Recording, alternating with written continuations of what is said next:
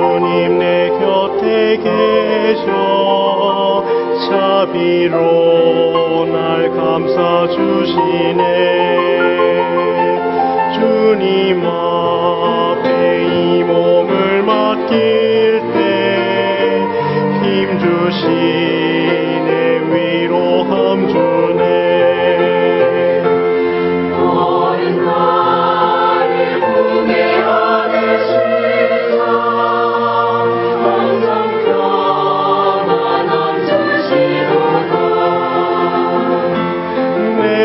살아 숨을 쉬는 동안 살피신다 약속하셨네.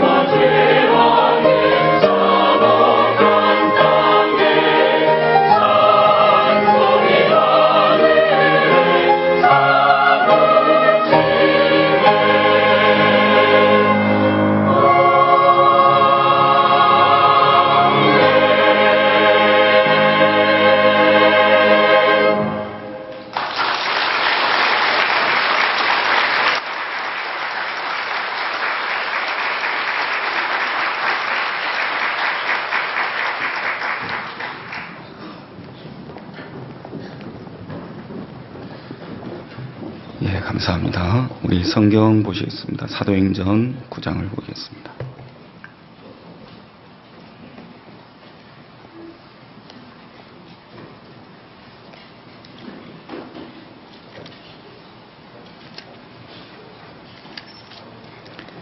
사도행전 9장 32절 읽겠습니다.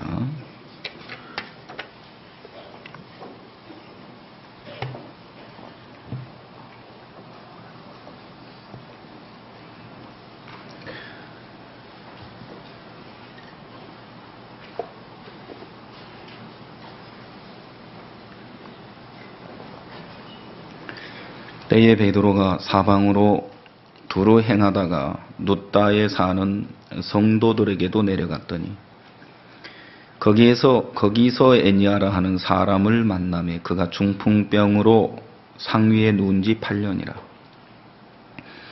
베드로가 가로되 애니아야 예수 그리스도께서 너를 낫게 하시니 일어나 내 자리를 정돈하라 한데 곧 일어나니 룻다와 사론에 사는 사람들이 다 그를 보고 주께로 돌아가니라. 35절까지 읽었습니다. 2015년 지난 한 해를 우리가 되돌아볼 때 참 마음에 벅차고 또 감격스럽기도 하고 목사님이 자주 이야기하실 때 올 한 해는 그 어느 해보다도 행복한 한 해였다.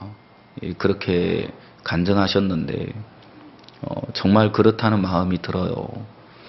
2015년 1월 1일을 기해서 목사님이 해외 전도여행을 시작할 수 있도록 하나님께서 법적인 문제들을 풀어주시고 그러면서 재판이 있었지만 거기에 전혀 영향을 받지 않고 마음껏 복음을 전하면서 달려가시는 동안 우리가 생각도 할 수 없고 상상도 할 수 없는 일들을 하나님이 이미 예비해 놓고 그 주님이 예비해 놓으신 그 여정 속에 당신의 종을 이렇게 이끌어 가셨구나.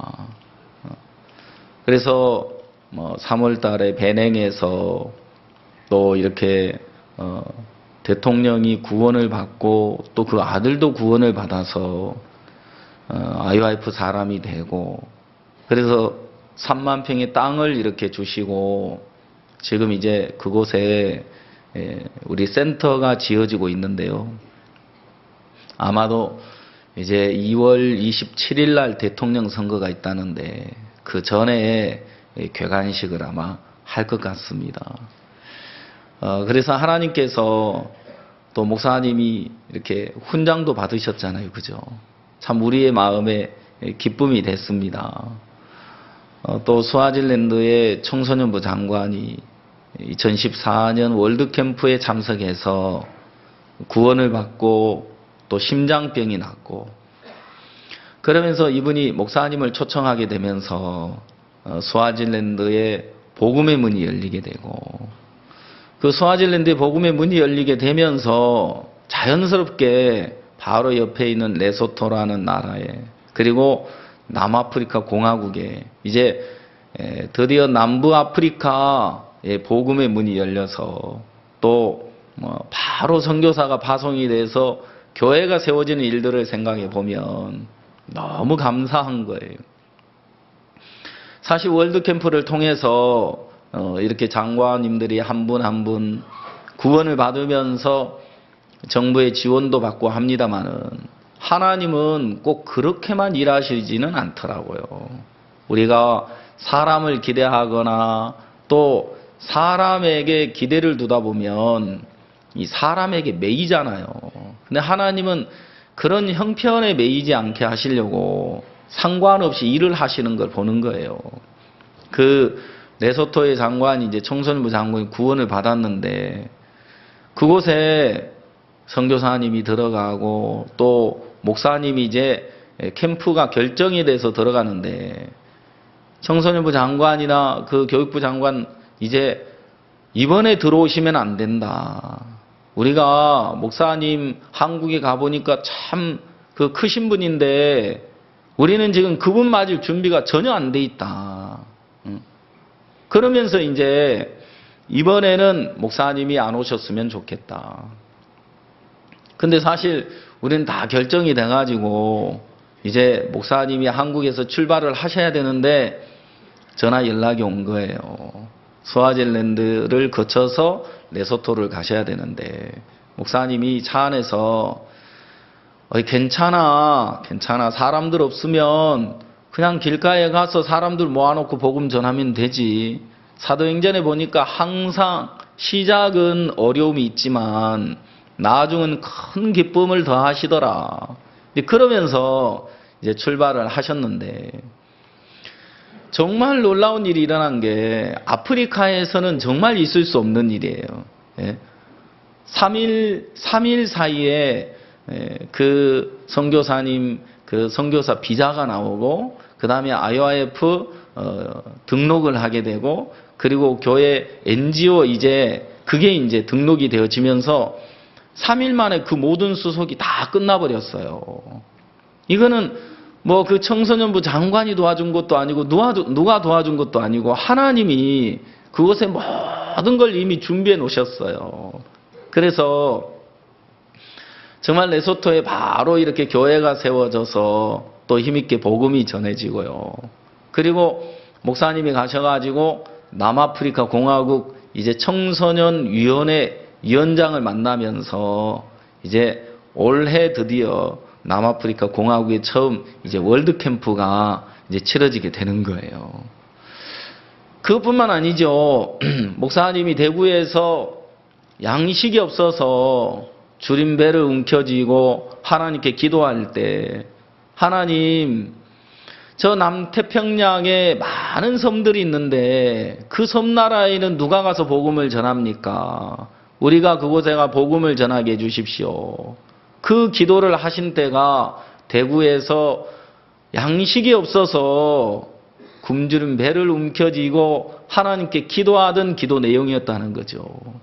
그런데 작년에 이제 드디어 남태평양 연안의 섬들에 복음이 전해지는 길이 열렸어요. 그래서 피지 그리고 키리바시, 파푸아 뉴기니 또 어디죠? 솔로몬 군도 올라오니까 다 생각이 안 나네요. 바누아투 그리고 그 외에 섬나라가 많아요. 근데 이제 하나님께서 그 섬나라에 계속해서 복음이 전해지는데 여러분 그 소식을 이렇게 들으면 막 숨이 콱콱 막히죠. 너무 이렇게 감격스럽고 감사해서 말이죠. 정말 하나님께서 우리 선교회 안에 또 종을 통해서 이렇게 힘있게 역사하고 있는 걸 보면 여러분 이게 사람으로 말미암는 게 아니잖아요. 아멘. 예.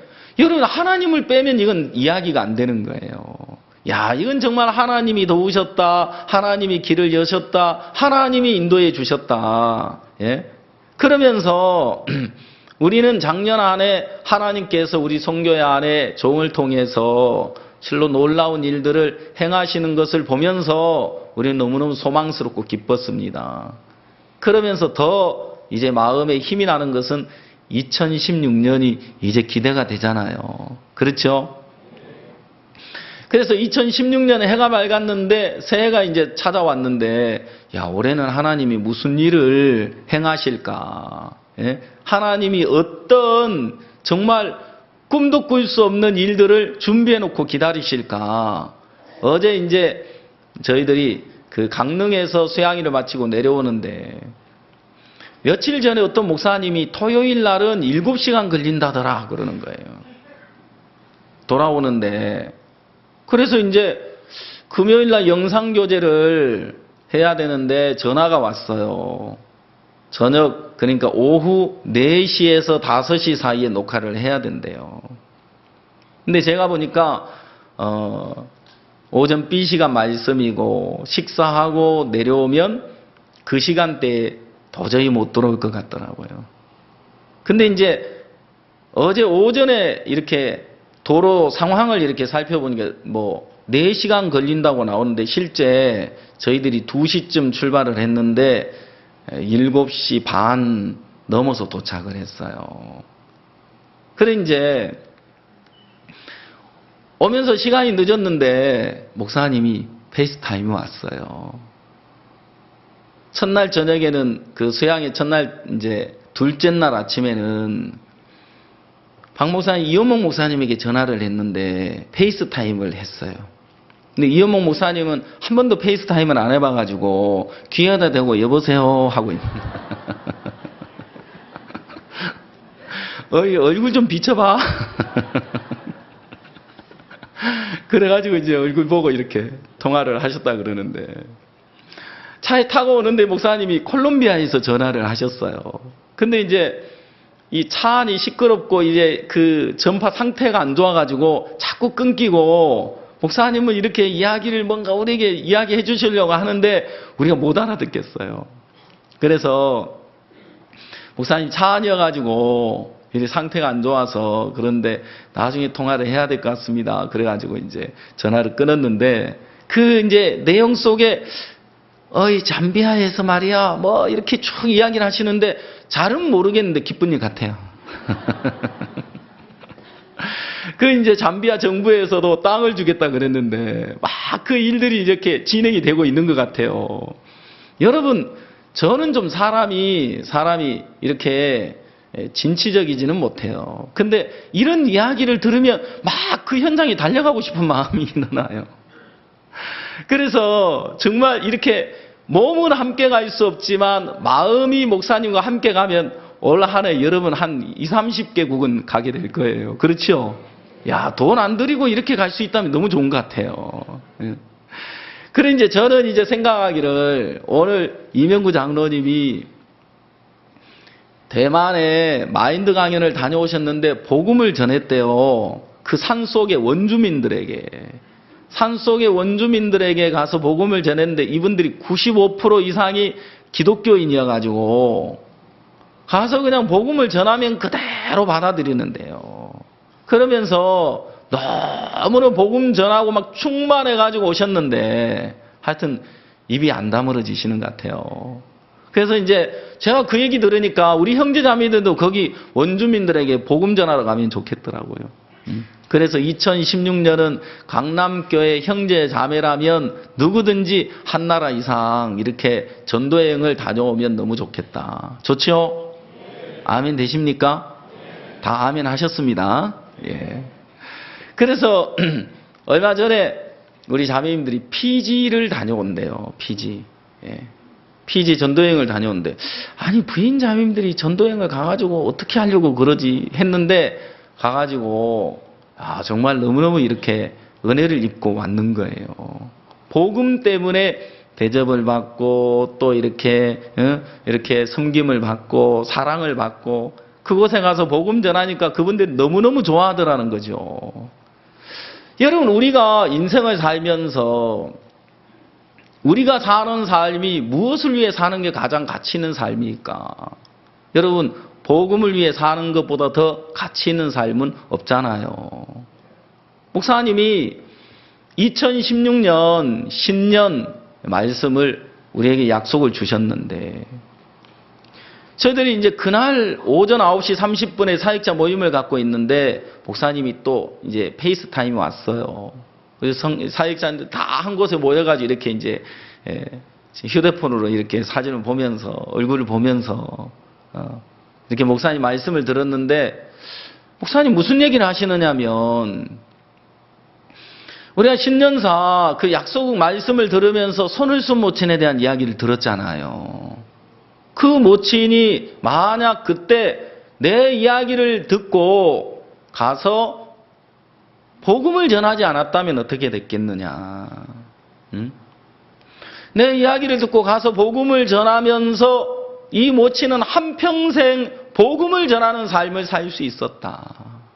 그렇지만 만약 내 이야기를 듣고 가서 복음을 전하지 않았다면 한평생 모친은 복음하고는 상관없는 삶을 살게 되었을 거다. 제가 그 이야기를 이렇게 듣는데 정말 맞다는 마음이 드는 거예요. 우리 성경을 좀 찾아가면서 이야기하겠습니다. 히브리서 10장 39절을 보겠습니다.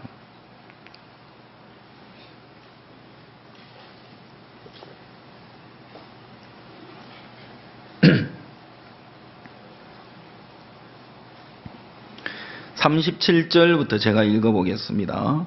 신약성경 363페이지입니다. 잠시 잠깐 후면 오실 이가 오시리니 지체하지 아니하시리라. 오직 나의 의인은 믿음으로 말미암아 살리라. 또한 뒤로 물러가면 내 마음이 저를 기뻐하지 아니하리라 하셨느니라. 자, 39절을 다 같이 읽겠습니다. 39절 시작.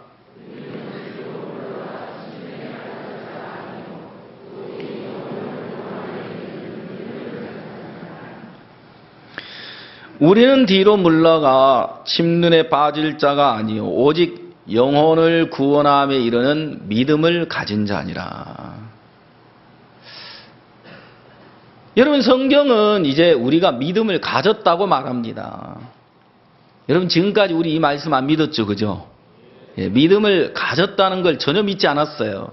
내가 믿음을 가졌다, 이건 몰랐어요. 내가 믿음을 가지려고 했어요. 그렇죠? 저는 믿음이 없어요. 어떻게 하면 믿음을 가질 수 있어요? 믿음을 가지려고만 애를 썼지 하나님이 이미 믿음을 주셨구나. 이 사실을 깨닫지 못했고 믿지 않았다는 거죠. 목사님이 선을수 모친에게 자매님 성경 공부하십시오. 전 못합니다. 제가 일본에서 오래 살아가지고 한국말을 잘 못해요. 그래도 성경 공부해야 됩니다. 전 성경도 모르는데 어떻게 성경 공부를 해요? 성경 공부를 하셔야 됩니다. 찬송도 가르치고 성경도 복음도 전하고 그러면서 성경 공부를 해야만 하는 겁니다. 저 못합니다. 제가 어떻게 그걸 합니까? 자매님, 내가 나이가 어리다고 무시하는 겁니까? 아니, 내가 전도사님 왜 무시하겠습니까? 내가 못하니까 못한다 그러죠. 하나님의 종이 하라면 하는 거죠. 여러분, 이제 그 음성을 듣고 발을 내디딘 것밖에 없잖아요. 맞습니까? 예, 여러분, 신앙은 아주 참 쉬운 게요. 내가 뭔가 이루어야 되는 것도 아니고 책임을 져야 되는 것도 아니에요. 내게 들려오는 종의 음성을, 내게 들려오는 교회의 음성을, 내게 들려오는 주의 음성 한마디를 듣고 발만 내디디면 그 다음은 주님이 책임을 지시는 거예요. 구원받은 그리스도인이 하나님을 경험하지 못하는 이유는 간단해요. 구원받은 그리스도인이 하나님이 나에게 역사 안 하는 것 같아요. 하나님 나는 버리신 것 같아요. 하나님이 나를 기뻐하지 않는 것 같아요. 이런 생각 속에 사는 이유가 뭐냐면 하나님을 경험해 본 적이 없다는 거죠. 왜 하나님을 경험할 수 없느냐? 그것은 발을 내딛지 않기 때문에 그렇다는 겁니다. 여러분, 구원받은 사람 속에 주님이 함께 하시죠? 예, 주님이 함께 하십니다. 여러분 안에 주님이 계시죠? 예. 자, 예수님이 함께하고 계시기 때문에 여러분들이 발을 내디디면 그 다음에 주님이 역사해야 안 해요. 역사하는 거예요. 반드시 역사해요. 반드시요. 예. 그래서 주님이 발을 내디디면 하나님이 역사하는데 여러분, 형편을 보고 자신을 바라보고 부담스러워서 피하고 육신에 머물러 살다 보니까 하나님의 역사를 경험할 수 없게 되는 것이고, 시간이 그렇게 지속되면서 그 마음이 굳어진 채 형편 속에 머물러 살다 보니까 아무리 교회에서 이야기를 해도 그 음성을 안 듣고 자기 생각을 따라가 버리게 되더라는 것입니다. 여러분, 오늘 제가 이렇게 예배 시간 돼서 딱 올라와 보니까 이 예배당이 가득 차 있는 게 막 마음에 힘이 불끈 솟는 것 같아요. 예. 야, 형제자매들이 이 정시에 예배 전에 이렇게 많은 형제자매들이 와가지고 계시는구나. 그래서 예배 시간 이제 늦게 오시는 분은 이제 2층에 있구나 하는 걸 알아요. 그래, 이제 저희들이 여러분, 이 힘이 무시할 수 없는 게요. 2000년도에 서울에 잠실 학생 체육관을 빌려서 우리가 대전도 집회를 했어요. 2000년이죠. 예.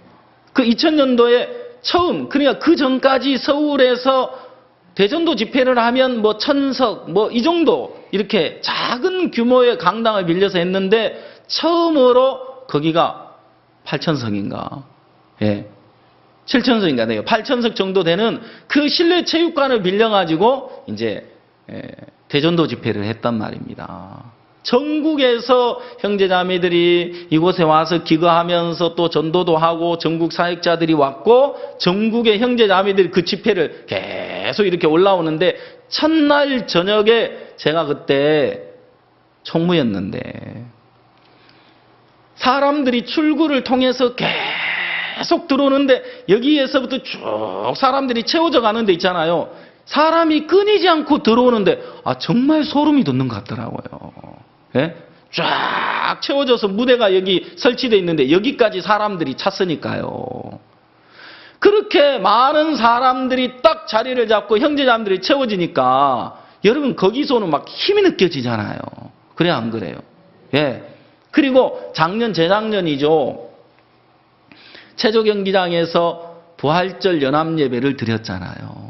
전국의 형제자매들이 다 모여가지고 그때도 체조 경기장 그 15,000석 되는 체조 경기장에 이쪽 삥 둘러서 무대 있는 데까지 쫙 이렇게 사람들이 채워져 가는 걸 보면서 야, 전국의 형제자매들이 함께 모여서 이렇게 예배를 드리고 부활절 예배를 드리면서 우리가 하나가 된 그 마음, 그리고 하나가 돼서 그곳에 함께하는 그 시간에 마음에 느껴지는 교회의 힘, 막 그게 있는 거예요. 아멘. 예. 여러분 오늘 여러분들이 예배 전에 다 오셔가지고 함께 앉아 있으니까 여러분도 모르게 힘이 나고 마음이 밝아지고 소망스럽고 행복해지잖아요. 그래 안 그래요? 여러분 이런 작은 행복, 이런 작은 힘, 이런 것들이, 이런 마음의 힘이 어디서 왔습니까? 여러분 예배 시간 10분 일찍 오십시오. 그 작은 음성 한마디를 들은 그것이 우리를 이렇게 행복하게 해줄 거라고는 생각 못했죠. 그죠? 예, 이렇게 힘을 느끼게 하고 이렇게 마음을 모아주고 이렇게 하나가 되게 할 줄 몰랐단 말이에요. 여러분 이제 우리는 교회를 통해서 종을 통해서 들려오는 작은 음성 한마디를 듣고 반응할 때 여러분은 그 속에서 하나님이 일하시는 세계를 반드시 경험하게 되고 맛보게 될 거라는 것이죠.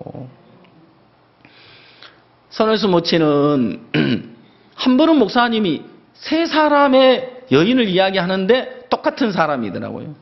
똑같은 손을쓴 모친이더라 이 말이에요. 구원받지 않은 손을쓴 모친, 구원받고 그냥 육신에 머물러 있는 손을쓴 모친, 구원받고 복음을 전하며 한평생 복음을 위해서 살아가는 손을쓴 모친.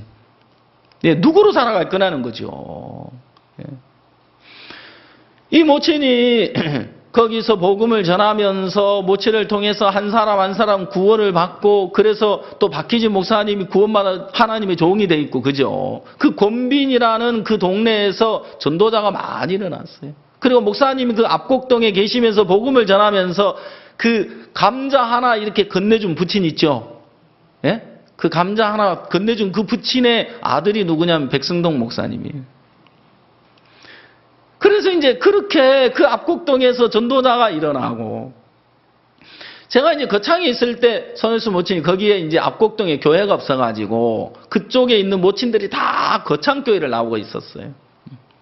근데 모친님은 잠시도 가만 안 있어요. 계속 누구를 만나든지 엉덩이 붙이고 앉으면 복음을 전하시는 거예요. 누구를 만나든지. 그리고 귀신 들린 사람 보면 그냥 안 놔둬요.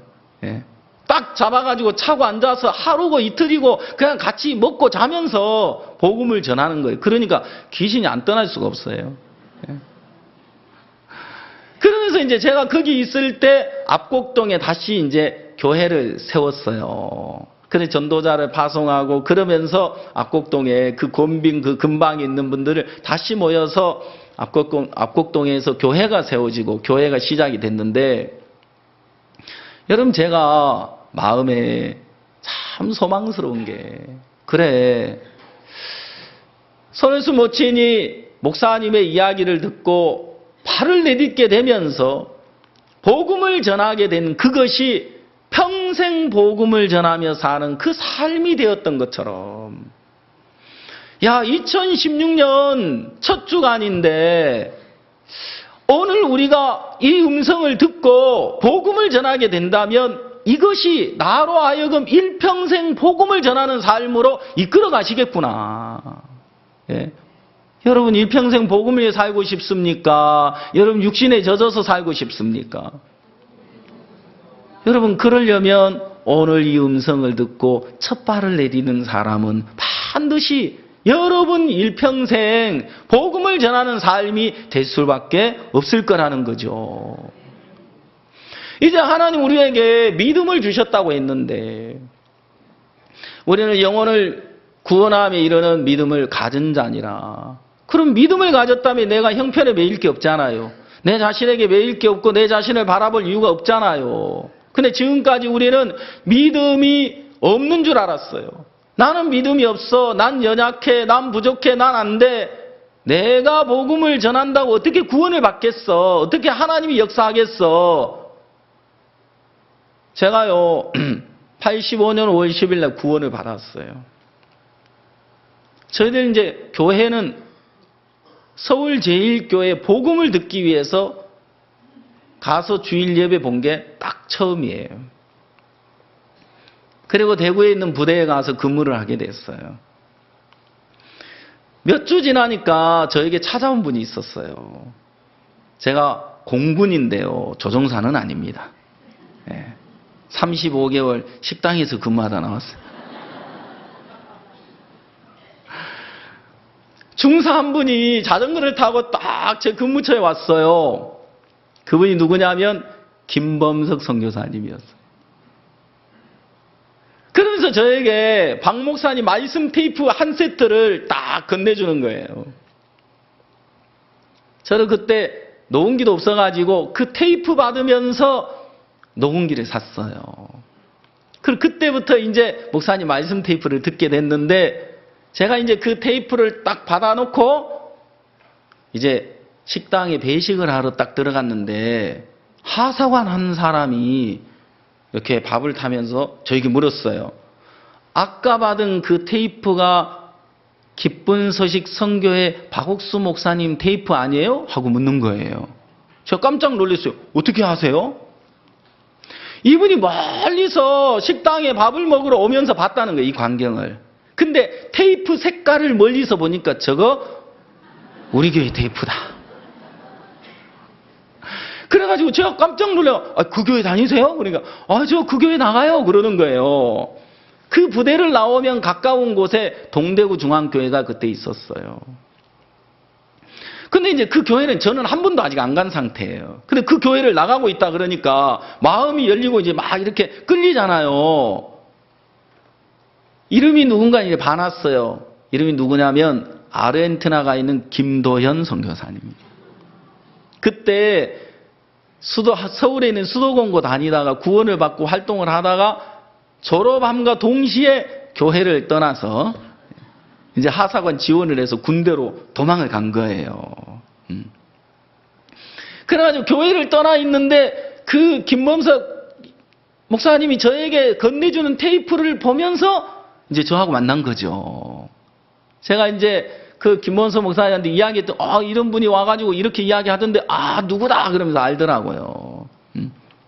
저희들이 이제 몇 주 지나 구원받고 몇 주 지나서 그 목사님을 만났고 그리고 8월 말에 8월 30일 날 제가 그 목사님 근무하는 곳 바로 옆에 교육을 받고 일찍 맞춰가지고 찾아갔어요. 찾아가서 처마 밑에 두 사람이 앉아가지고 교제를 하게 된 거예요. 부대에서 이렇게 구원받고 왔는데 말씀을 못 듣고 있다가 이렇게 말씀을 들으니까 마음에 힘이 나요, 안 나요? 막 마음이 살아나는 거예요. 저도 구원받은 간증하고 목사님도 저에게 막 교제를 해주시고 복음을 풀어주고 두 사람이 너무너무 충만한데 저만큼에서 누군가 예비군 마크를 달고 제대병장이 다가오면서 김중사님 저 구원받았어요 하고 오더라고요. 그래서 제가 이제 저 사람 누구지 하고 보니까 기지교회 신우회원인 거예요. 오는데 그 전에 이 김 목사님하고 계속 교제가 되다가 제대 휴가를 나가서 영등포 교회를 가서 구원을 받고 왔다는 거예요. 그래가지고 앉자마자 구원받은 간증을 하는데 너무 벅찬 거예요. 그 형제님은 구원한 주님이 너무 감사하고, 세 사람이 우연 속에 처마 밑에 만나가지고 교제를 하는데 두세 사람이 내 이름으로 모인 곳에 주님이 함께 하신다 그랬죠, 그죠? 야, 이게 저희들 부대 첫 모임이 시작일 줄 몰랐어요. 이게 시작이 돼가지고요, 한 달 뒤부터 모임이 시작이 됐는데 저는 근무처가 좀 특별해가지고요, 다른 사람은 점심시간에 자유로운데 저는 제일 문제가 많아요. 그 점심시간에 빠져나오는 게 이게 어렵잖아요. 그리고 거기는 이제 그 부대가 군수사령부 소속이어가지고 그 복지 정책을 아주 잘하고 있어요. 그래서 주임 상사들이 한 7, 8명이 배식 시간 되면 얘들이 잘하나 아무튼 감시를 하러 오거든요. 그건 잘해야 돼요. 근데 제가 1시간 배식하는데 15분을 딱 감독이 하고 봐주고 딱 돌려놓고는 이제 저는 바람과 함께 사라지죠. 그래서 성경 공부를 가는 거예요. 단 하루도 빠짐없이 성경 공부를 했어요. 비가 오나 눈이 오나 바람이 부나 어디를 찾아갔으든 하여튼 성경 공부를 했어요. 그렇게 성경 공부를 하면서 너무 행복했어요. 하여튼 우여곡절도 많고 사연도 많은데 어느 날 이제 김도현 목사님이 이제 다시 모임에 이제 들어왔어요. 예, 돌아왔어요. 마음이 돌아와가지고 몇 번 이제 모임을 갔는데 그날 좀 쌀쌀한 겨울 날씨인데 이렇게 PX 가에 이제 탁자에 둘러앉아 교제를 하는데 야전 잠바 이쪽에 이렇게 자크가 있어요. 자크가 반쯤 열렸는데 거기에 뭐가 삐집고 나왔냐면 담배가 삐집고 나와 있어요. 그래 오기 전에 담배 한 대 피고 이제 싹 넣고 자꾸 잠근다는 게 밤만 올려가지고 들통이 났어요. 그래 이제 김모성 목사님 교제하다가 모임 갔다가 김도현 형제 담배 피나? 예? 안 피는데요? 그 여기 나와 있는 담배 뭐야? 하나님이 한 사람 한 사람 이렇게 모임 안으로 이끌어서 만들어 가시더라고요. 예. 그때 핍박을 받고 하여튼 막 이렇게 불려다니고, 그리고 또 김mon성 목사님은 그때 모임을 갖는다고 막 이렇게 막기도 하고 그랬어요. 그때 복음을 전하면서 어려움 가운데 함께했던 형제들이 지금 7, 8명이 전도자가 돼 있거든요. 우리가 그때 저는 그냥 복음이 좋았어요. 구원받고 너무 감사했고요. 제가 이제 세 사람이 딱 모여가 교제하고 일어서서 이제 근무장으로 가는데 이 제대병장 이 형제님이 제가 근무한 옆에 이제 신고하러 간다는 거예요. 두 사람이 500m를 걸어가면서 또 교제가 충만했어요. 여러분, 이 교제 속에 있으니까 마음이 막 살아나는 거예요. 제가 그전까지 복음 전할 생각 못 했는데 제 근무장에 가니까 제 바로 밑에 쫄병이 있었어요. 밑에 이제 쫄병 복음을 전해. 딱 이제 위생복 입고 이제 배식 한 15분 전인데 위생모를 막 돌리면서 이제 장난치고 있더라고요. 다가 앉아가지고, 야, 너 구원 받았느냐? 구원 받았는데요? 야, 죄인이야, 의인이야? 죄인이죠. 의인은 없나니 하나도 없다다 그랬잖아요. 야, 성경에 의인이 있으면 어떡할 거야? 그러면 성경을 믿어야죠. 이렇게 됐어요.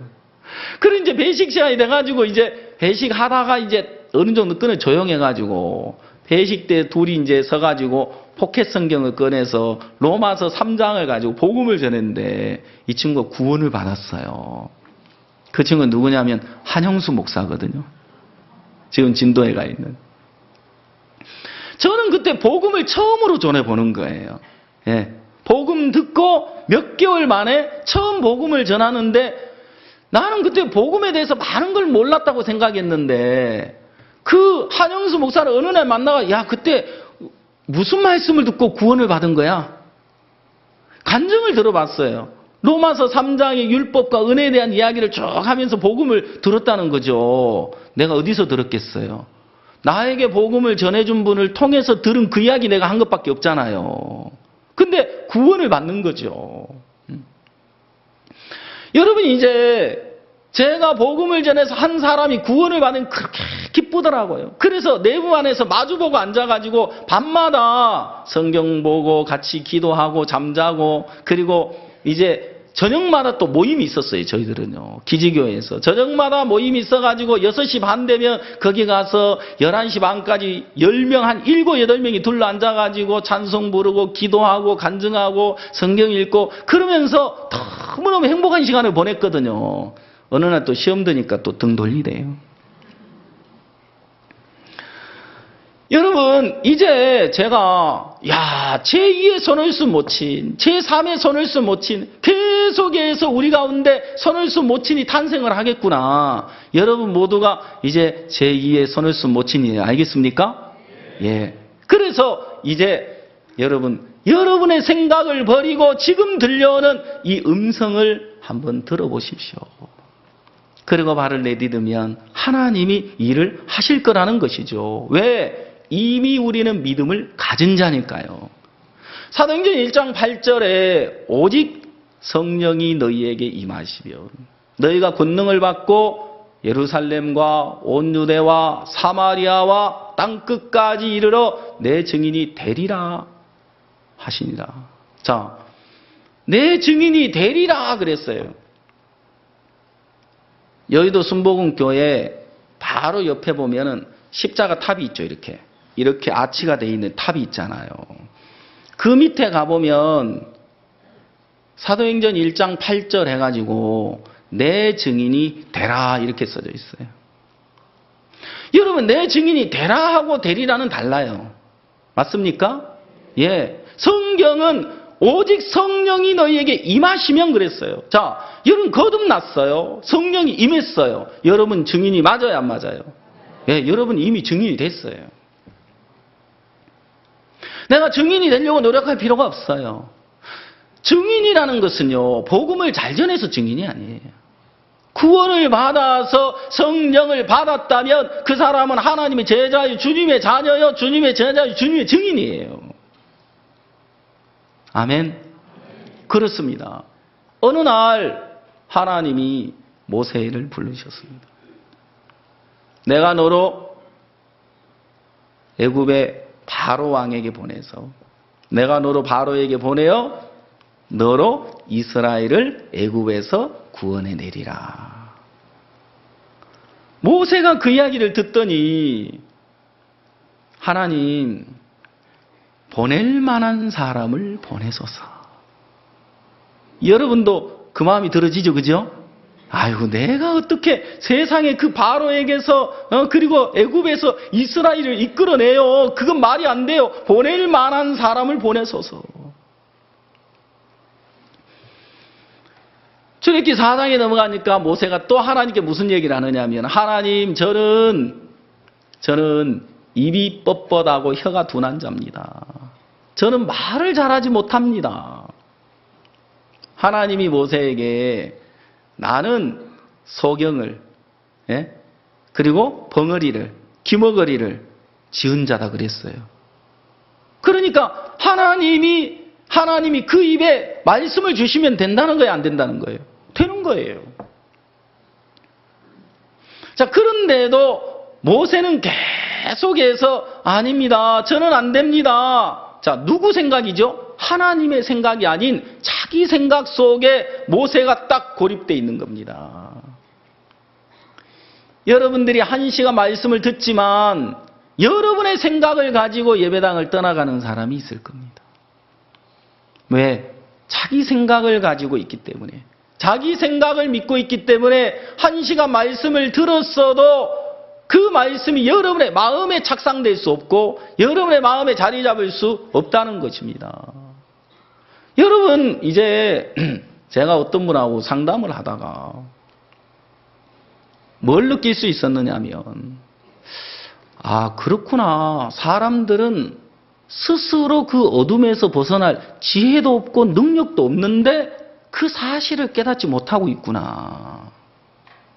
자, 여러분, 창세기 1장에 저녁이 되며 아침이 되니 이는 첫째 날이니라. 자, 둘째 날도 저녁이 되며 아침이 되니 이는 둘째 날이니라 그랬죠. 자, 항상 날의 시작은 아침부터 시작입니까? 저녁부터 시작입니까? 근데 참 신기한 저녁이 끝나고 아침이 반드시 오더라는 거예요. 맞아요, 안 맞아요? 첫째 날도 그렇고, 둘째 날도 그렇고, 셋째 날도 그렇고, 넷째 날도 그렇고, 그죠? 자, 다섯째 날을 맞이하는데 저녁이 왔어요. 아이고야, 저녁으로 끝나면 어떡하나. 아침이 안 오면 어떡하나. 걱정할 필요 있어요, 없어요? 반드시 아침은 오더라는 거지. 반드시 아침은 온다. 그러면 지금 내 앞에 있는 저녁을 내가 두려워할 이유가 있느냐? 지금 내게 찾아온 저녁을 내가 그 저녁에 벗어나려고 애를 써야 될 이유가 있느냐? 왜 나에겐 이렇게 저녁이 자꾸만 찾아오는 걸까? 왜 이렇게 내 인생 속에 밤이 찾아오는 걸까? 걱정하고 절망 속에 고통하며 괴로워야 될 이유가 있어요, 없어요? 정확하게 반드시 아침이 찾아온다는 사실을 믿는다면 그 사람은 저녁이 오는 것을 인하여 두려워하지 않을 거라는 사실인 거죠. 그렇습니까? 자, 아침이 왔습니다. 어떻게 아침이 찾아왔죠? 햇빛이 오니까. 빛이 오니까 저녁이 끝나고, 어둠이 끝나고, 밤이 끝나고, 빛이 오니까 아침이 찾아오는 거잖아요. 여러분, 우리의 인생은 어둠입니다. 어둠. 맞아요? 자, 저녁은 우리 자신이에요. 그러면 빛이 오면 저녁은 끝나는 거예요. 예수 그리스도가 오늘 내 마음에 자리를 잡으면 그 순간 어둠은 끝나고 저녁은 끝이 나는 거예요. 아멘. 예, 우리 본문을 보겠습니다. 사도행전 9장 32절.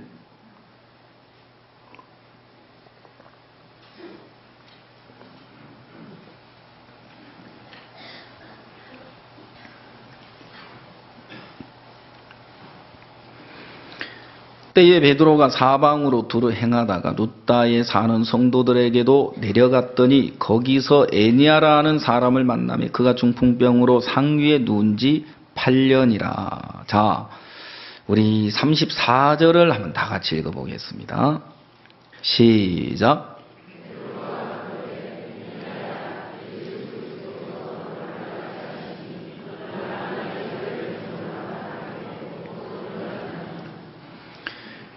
베드로가 사방으로 두루 행하다가 룻다에 사는 성도들에게 찾아갔습니다.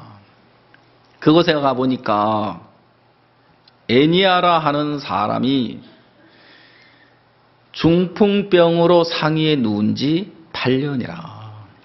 거기서 애니아라 하는 사람을 만나매.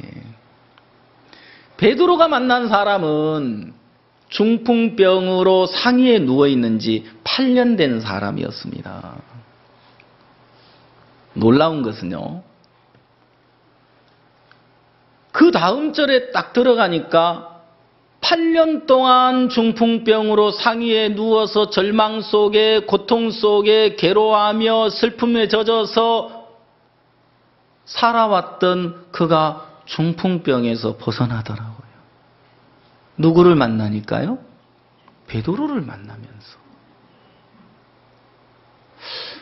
베드로를 만나기 전에 그는 중풍병으로 그 상위에 누워서 8년을 고통 속에 살아야 했는데, 야, 베드로를 만나면서 그 중풍병에서 벗어나더라니까요. 베드로를 만나면서 고통에서 벗어나더라니까요. 야, 애니아 인생 속에 중풍병이 끝이 왔구나. 절망이 끝이 왔구나. 슬픔도 끝이 왔구나. 괴로움도 끝나는구나. 절망도 이제 끝이 났구나. 베드로를 만나면서 어떻게 그가 8년이라는 세월 동안 고통 속에 살 수밖에 없었던 그가 어떻게 그 고통에서 벗어날 수 있었느냐.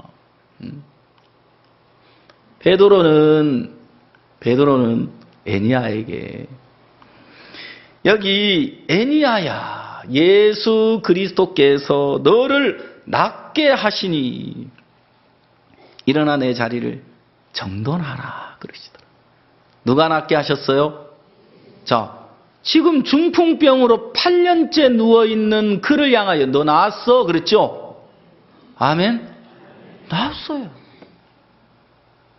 야, 애니야야, 너 나았어. 너 온전해. 너 깨끗해. 이제 문제 없어. 빨리 자리를 정돈하고 일어나. 너 왜 거기 누워있는 거야? 여러분, 베드로를 만나기 전까지 이 세계 몰랐어요. 그렇죠? 베드로를 만나기 전까지 뭐? 예? 이미 나았다고요. 이미 낫게 해놨다고요.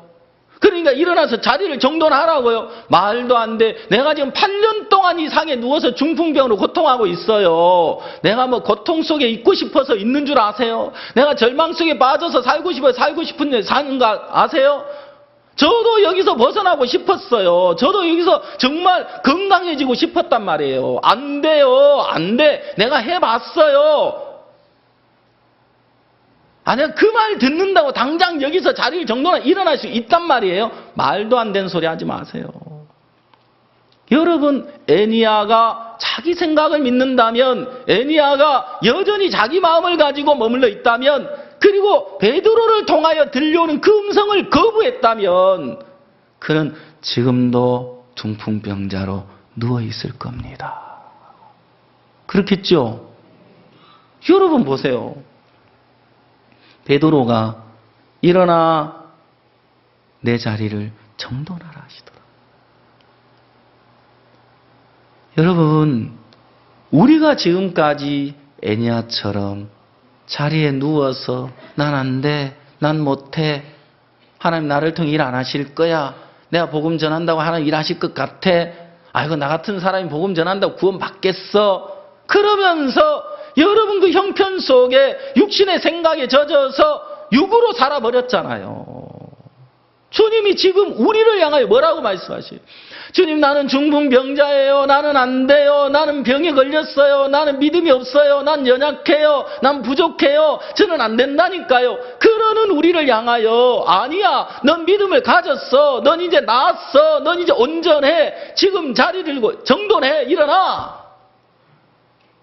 주님이 지금 우리에게 일어나 내 자리를 정돈하라고 말씀하고 계시더라고요. 아멘. 예, 우리는 지금까지 누워서 살았어요. 그냥 그 자리에 누워서 육신의 마음을 다 내줘버리고 살았어요. 사람이 생각을 주면 생각을 주는 대로 그 생각 속에 나를 던져버리고 살았어요.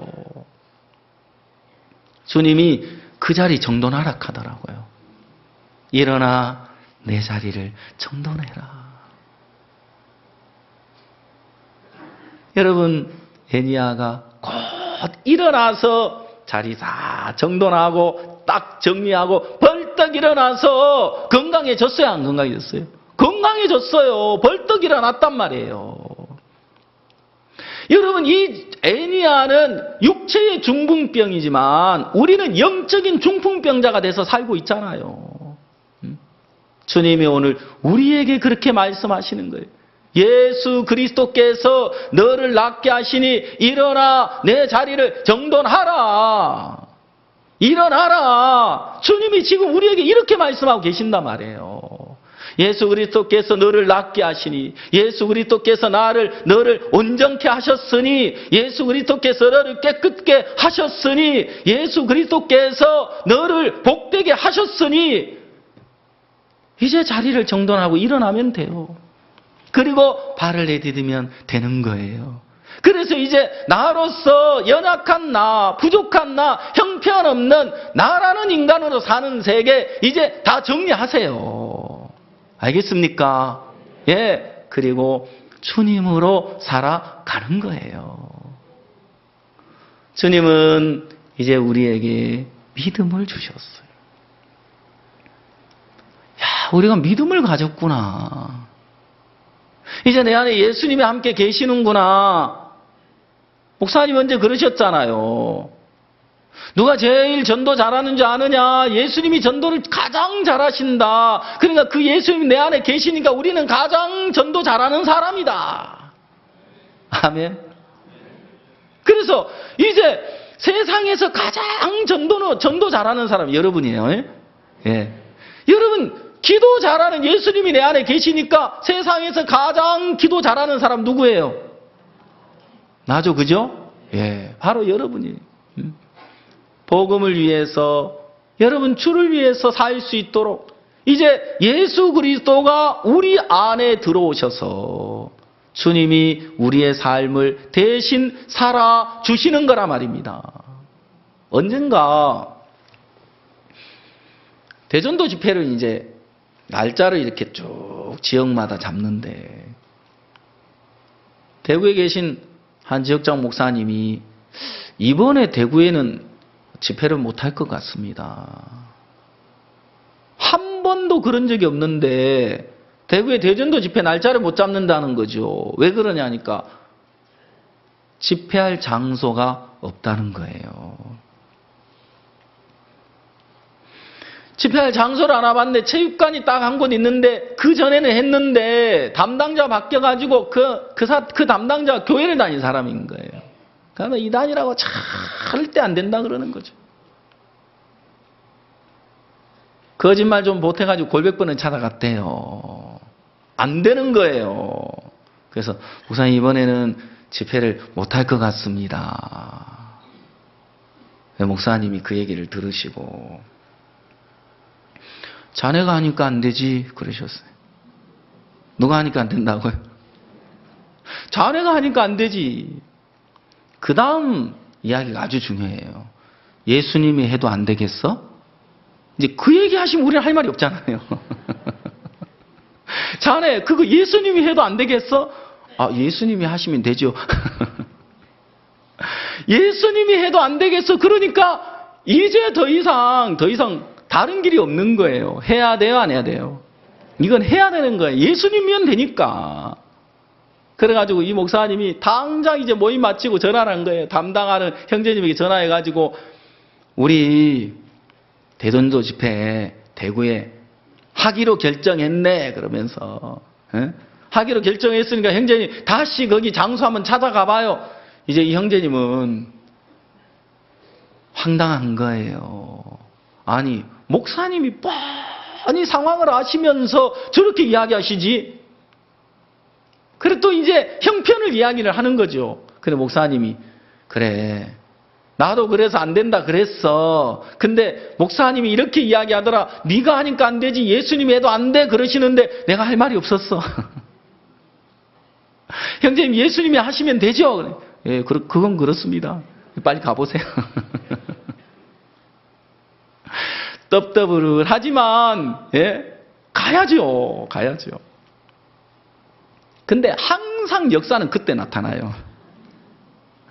그 장소에 이제 담당자를 찾아갔는데 신기한 건 그 일주일 전에도 찾아갔는데 안 됐는데 그 사이에 며칠 사이에 담당자가 바뀌었어요.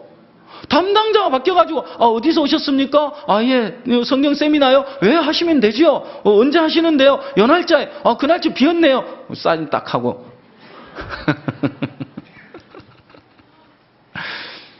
여러분 예수님이 하시면 돼요 안 돼요? 예 돼요. 예수님이 하시면. 제가 이 말씀을 대하면서 애니야야 예수 그리스도께서 너를 낫게 하시니 일어나 내 자리를 정돈하라 그렇게 말씀하시는 것처럼 주님이 오늘 우리에게 야 규윤아 너 예수 그리스도께서 너를 온전케 했어. 너 자리를 두고 정돈해. 아멘. 예, 주님이 우리에게 그렇게 이야기하고 있다는 거죠. 주님이 우리에게 그렇게 이야기하고 있는 거예요. 예. 예수 그리스도께서 너를 낫게 하시니 일어나 내 자리를 정돈하라. 누구라고 불렀어요? 애니야야 하고 불렀죠. 그죠? 예, 애니야야. 거기다가 여러분의 이름을 딱 넣으면 맞아요, 안 맞아요? 맞죠, 그죠? 거기다 황효정 장로 이름 넣으시면 맞겠죠? 대답이 없으시네. 맞죠? 예. 여러분 제 이름을 딱 넣으니까 정확하게 맞더라고요. 애니야야 예수 그리스도가 너를 낫게 하시니. 자 이제 다 나왔어요 안 나왔어요? 예. 병 있는 형제 자매들이 향해 주님이 예수 그리스도가 너를 낫게 하시니 일어나 자리를 정돈하라. 여러분 문제가 있습니까? 어려움이 있습니까? 예. 걱정이 있습니까? 근심이 있습니까? 절망 속에 있는 나를 향하여, 슬픔 속에 있는 나를 향하여, 문제 속에 있는 나를 향하여 주님은 베드로를 통해서 에니야에게 말씀하신 것처럼 오늘 우리에게 말씀하고 계신다는 겁니다. 자, 에니야는 왜 중풍병으로 8년을 그렇게 세월을 보내야 합니까? 예수님이 계시는데. 사람들은 어려움이 오면, 절망이 오면, 고통이 오면 거기서 벗어날 다른 지혜가 없어요. 거기서 벗어날 다른 지혜가 없어요. 여러분 어떤 문제를 만나든 예수님과 연결시키면 벗어나요? 안 벗어나요? 벗어나는 거예요. 예수님과 연결만 시키면 돼요. 그래야 안 그래요? 여기 지금 모니터에 내 얼굴이 쫙 이렇게 나오는데 이거 전원에 연결시켜 놓으니까 나오는 거지. 그래 안 그래요? 플러그 뽑아버리면 안 나와요. 근데 이게 안 나오네. 플러그 갖다 딱 꽂으면 전기만 들어가면 이게 모니터 나오겠어요? 안 나오겠어요? 모니터 나오죠. 그죠? 예. 그런 것처럼 어떤 문제를 만나든 내 마음이 주님과 연결만 시키면 주님이 그때부터 일을 하기 시작하는데 이 지혜가 없어요. 그래서 누가 필요합니까? 베드로가 필요한 겁니다. 많은 사람들이, 교회를 떠난 사람들이 인도자가 어디 있어? 나도 성령이 계셔. 성령 인도받으면 돼. 에니야가 구원받은 성도예요. 맞아요, 안 맞아요? 네, 에니야가 구원받은 성도인데 주님과 그 문제를 연결을 못 시키잖아요. 우리는 지혜가 없고 미련해서 형편이 오면 형편에 빠지고 절망이 오면 절망 속에 빠져들어버리고 어려움이 오면 어려움 속에 갇혀버리고, 예? 생각 속에 갇혀서 헤어나올 줄 모르는 게 우리 미련한 인생들이에요. 그런데 베드로가 와서 에니야의 마음을 거기서 건져내 주는 거예요. 베드로가 와서 에니야의 마음을 이끌어내서 주님과 마음을 연결시켜 주는 거예요. 에니야야, 예수 그리스도께서 너를 낫게 하시니 일어나 너 자리를 정돈하라. 예, 알겠습니다. 그 음성을 그대로 듣게 되면서 그 에니야의 마음이 주님과 연결되고, 그러면서 이제 주님이 그에게 능력을 주시고 그 능력으로 벌떡 일어나서 자리를 정돈하고 걷게 되는 것처럼 말입니다. 우리가 어떤 문제 속에, 어떤 어둠 속에 빠질지라도 여러분, 이런 베드로와 같은 하나님의 종이 우리 곁에 있을 때 그때마다 우리를 거기서 건져내주고 주님과 연결시켜 주시면서 우리로 하여금 더 이상 어둠에 머물지 않고 복음으로 말미암아, 주님으로 말미암아 살기에 조금도 부족함이 없는 삶으로 이끌어 가실 줄 믿습니다. 그래서 종이 필요한 겁니다. 베드로가 아니었다면 그는 이 세계를 절대 볼 수 없습니다. 베드로가 아니었다면 그는 여전히 중풍병에 갇혀서 고통하며 살 수밖에 없다는 겁니다. 제가 수성에서 땅을 사고 예배당을 지으면서 저는 그 세계를 봤습니다. 순간순간 암담한 순간이 많았습니다. 시작도 아무것도 없이 시작을 했습니다. 하루하루 주님으로 지나는 삶이었습니다. 너무 행복했습니다. 내일 어떻게 지나가지? 부담스러운 마음보다 이제는 소망이 생기는 겁니다. 왜? 주님이 넘게 하시는구나. 주님이 이기게 하시는구나. 주님이 계시면 못 넘을 산이 없구나. 이런 주님으로 사는 세계를 우리에게 주시고자 그렇게 믿음으로 싸워주는 종이 있었는데 그 음성 들었지 않았구나. 무슨 말을 하는지 말 뜻을 모르고 살았구나. 이런 주님으로 사는 복된 세계를 주시려고 믿음으로 싸워주시고 꺾어주시고 다스려 주셨구나. 고맙습니다. 감사합니다. 여러분, 에니야에게 베드로가 있어서 그가 주님으로 벗어나는 세계를 만나게 되는 것처럼 오늘 우리에게 하나님의 종이 있어서 얼마나 복되고 행복합니까? 그렇죠? 감사하죠? 고맙죠? 예. 그래서 우리가 이제 다른 것 말고 여러분이 뭘 잘하려고 하지 말고 교회를 통해 들려오는 작은 음성을 한번 들어보십시오. 그 음성을 따라 행할 때 하나님께서 그 손을 숨어친 일평생 복음을 전하며 사는 삶이 되었던 것처럼 여러분 모두의 삶도 복음을 위한 귀한 삶이 될 줄 믿습니다. 기도하겠습니다.